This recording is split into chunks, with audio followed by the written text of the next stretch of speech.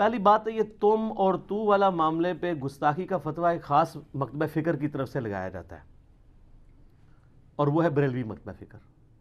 उनको ज़्यादा इशू है इस हवाले से। नाज शरीफ में तू, तेरा या तुम के अल्फाज इस्तेमाल करने के हवाले से इंजीनियर मोहम्मद अली मिर्ज़ा ने एक बयान रिकॉर्ड करवाया, और उसमें साइल ने जो सवाल किया उस सवाल के जवाब में, साइल का सवाल ये था कि इंजीनियर साहब को सवाल ये किया गया कि आपके यूट्यूब चैनल पर एक नात अपलोड की गई है जिसमें नबी सल्लल्लाहु अलैहि वसल्लम के हवाले से तुम का लफ्ज़ इस्तेमाल किया गया है, तो नबी अलैहिस्सलाम के लिए नाज शरीफ में तुम और तेरा का लफ्ज़ इस्तेमाल करना क्या गुस्ताखी नहीं है? लिहाजा आपको ये नात डिलीट कर देनी चाहिए क्योंकि ये गुस्ताखी जो है। तो अब इसका जवाब मेरे साहब को सादा सा ये देना चाहिए था कि ये गुस्ताखी नहीं है, और उसका इल्मी जो जवाब बनता था वो जवाब देना चाहिए था। लेकिन अब इस सवाल का भी मुद्दा जो है वो आले सुन्नत व जमात पर डालते हुए मिर्ज़ा साहब कहते हैं कि ये जो गुस्ताखी का फतवा दिया जाता है ना नाज शरीफ में तुम और तेरा के लफ्ज़ पर या तू के लफ्ज़ पर, ये गुस्ताखी का फतवा एक ख़ास मकतब फ़िक्र की तरफ से दिया जाता है, और वो मकतब फ़िक्र है बरेलवी।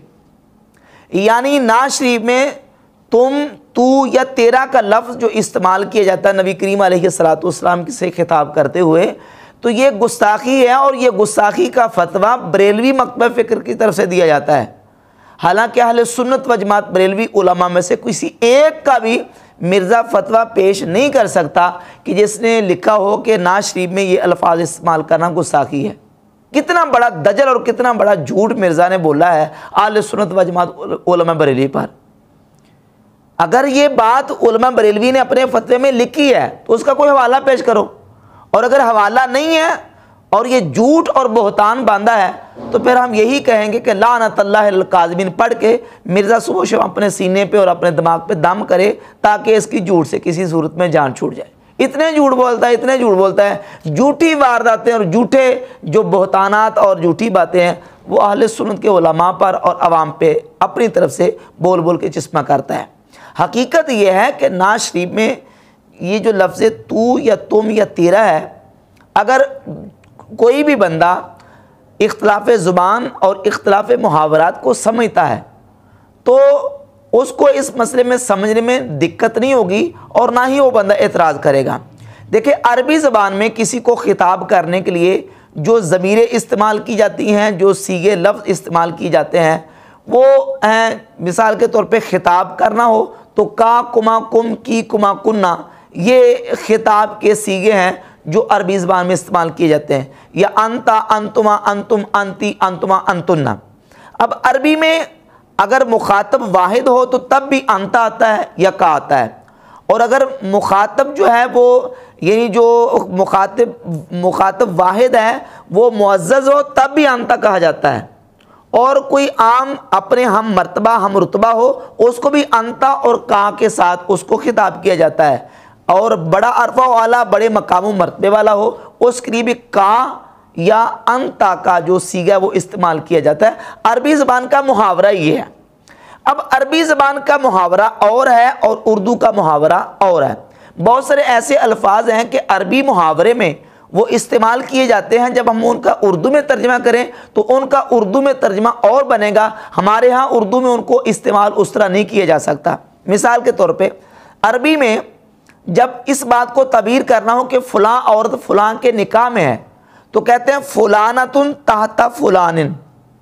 अब इसका उर्दू में तर्जमा ये बनता है कि फ़लाँ औरत फ़लाँ के नीचे है।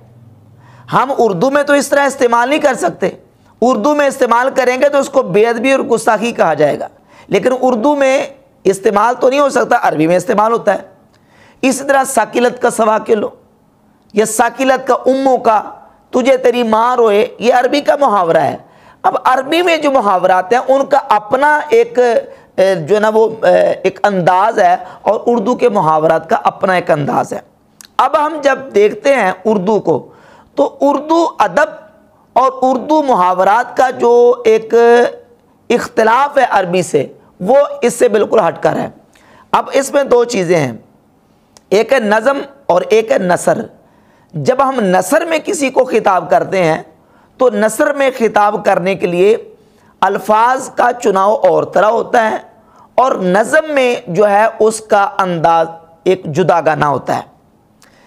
आप जितने भी मकातब फ़िक्र के लोग हैं, देवबंदी, आले सुन्नत, वहाबी, गैर मुक़ल्लिदीन, जितने भी शिया, जितने भी मकातब फ़िक्र के लोग हैं और उनके शुआरा हैं, उर्दू शुआरा को पढ़ के देख लें या फ़ारसी शुआरा को पढ़ के देख लें, तमाम शुआरा ने नबी करीम सल्लल्लाहु अलैहि वसल्लम की जहाँ नात लिखी है तो नात में तू, तेरा और तुम के की ज़मीरें और अल्फाज इस्तेमाल करके इस तरीके से नात लिखी है। अब वो क्यों इस्तेमाल करते हैं, उसकी वजह यह है कि एक होता है मकामे ज़म, एक है मकामे मदा, यानी मदो सताइश का मकाम।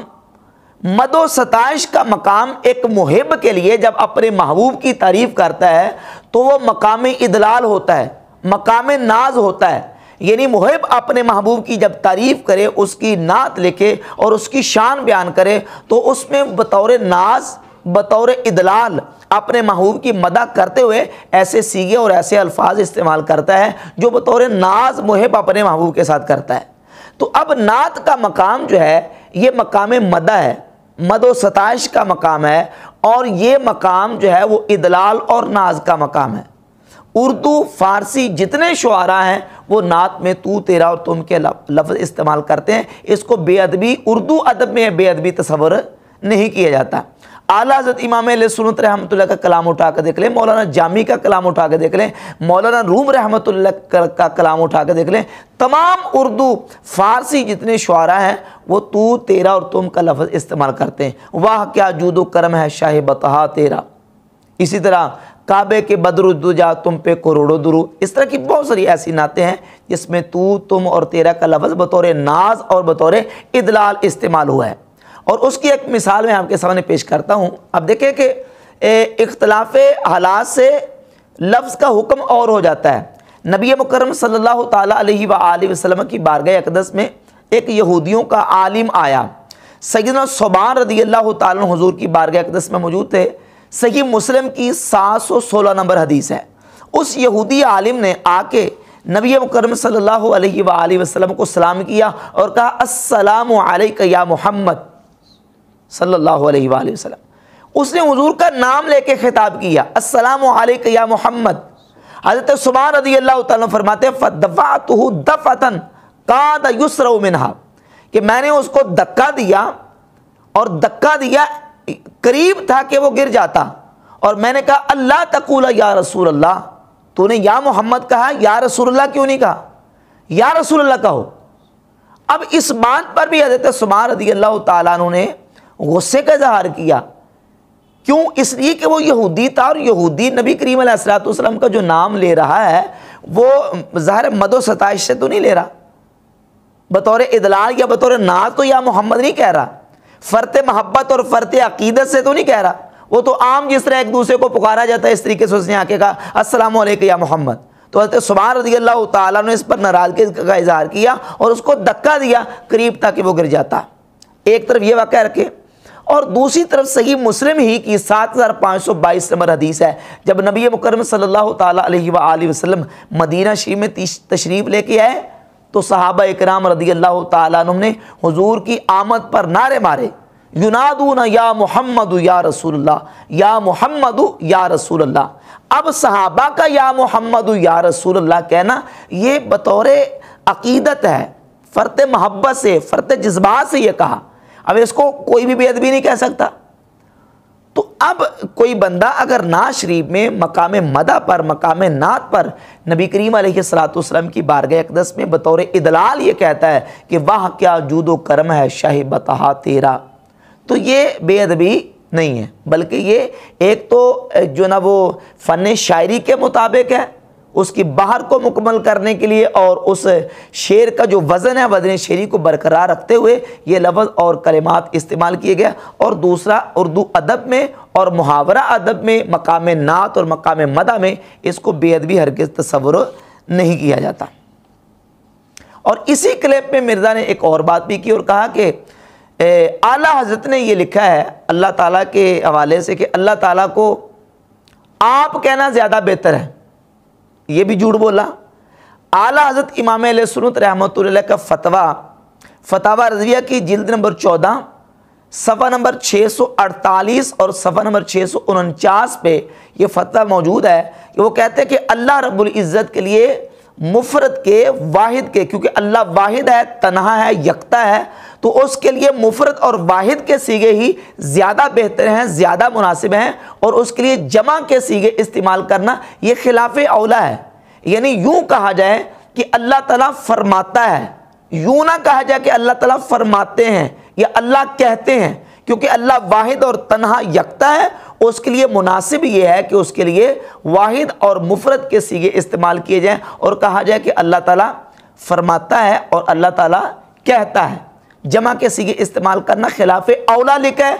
जिसको आला खिलाफ औला लिख रहे हैं उसको ये कह रहा है कि आला का फतवा ये है कि अल्लाह ताला को आप कहा जाए, और अगर तुम कह दो तो फिर भी जायज़। हालांकि इसके बरक्स बिल्कुल आला रज़ियल्लाहु ताला ने फतवा रज़िया शीफ में जिल्द नंबर 14 सफ़ा नंबर 648 और 649 पे आपका मौजूद है। तो इस तरह की बहुत सारी झूठी बातें और बहतानात लगा के जो ना वो कम इल्मी और कम अकली की बातें, जिसका इल्म के साथ कोई दूर का ताल्लुक़ नहीं है, इस तरह की जो ना वो ये बातें छोड़ता रहता है।